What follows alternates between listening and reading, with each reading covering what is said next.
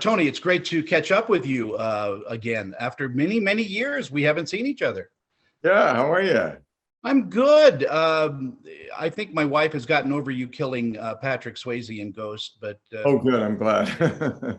I think she now realizes what a great actor and director you are. She was a big fan of Scandal, by the way. Oh, thanks. That's great. Thank you. In approaching this, I mean, this is such a an interesting series because it deals with that panic that was in America during all of this time from 9/11 on, and the Anthrax scare and all of that. I mean, you pegged it. I mean, this is such a great character. Yeah, oh, thank you. Yeah, I really felt lucky to be portraying him.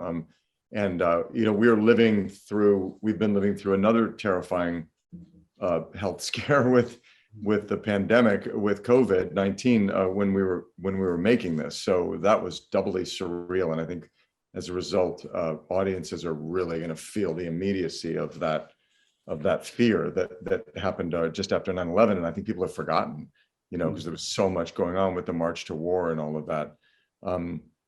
So yeah, and Bruce Ivans, I played this character who was the lead anthrax researcher for the military, and who was, suffered from terrible mental illness, which he hid, and he ended up, without giving away too much, becoming obsessed with the investigation itself, and that investigation kind of, destroying his life, really, in a lot of ways. So he's almost a Captain Ahab kind of character with that obsession. Yeah, that's really interesting. It is. Yeah, he was obsessed, and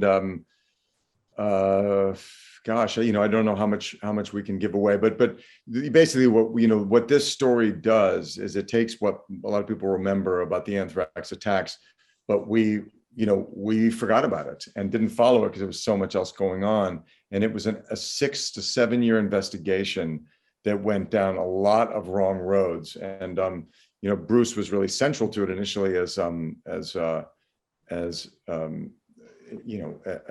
investigator, as a scientist, and then the site kind of turned on him, and that really derailed him. As an actor, is it hard to separate your directing, life when you're doing a film? Do you look at it as a director, or can you completely separate those things?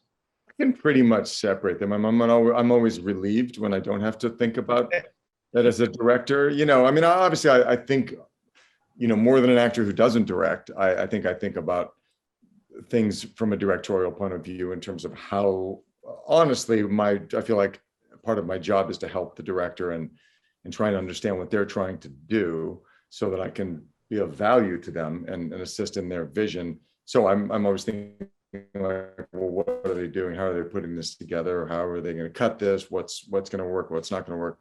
So, but I never sort of goes, this is what I would do. I never do that. In our final moments that we have together, what do you think audiences are going to take away from watching this series? Well, I hope that people take away from this, aside from being just wildly entertained, because it's an incredible story. I hope people, two things. Number one, I hope that people see the way that, our impulse to come to conclusions and to sort of find out who the bad guy is and get answers can lead to very, very, very destructive, behaviors and results.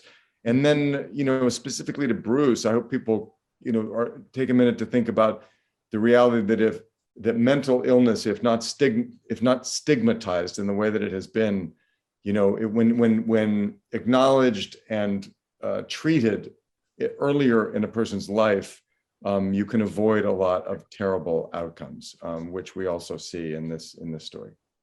Again, I want to thank you for your time.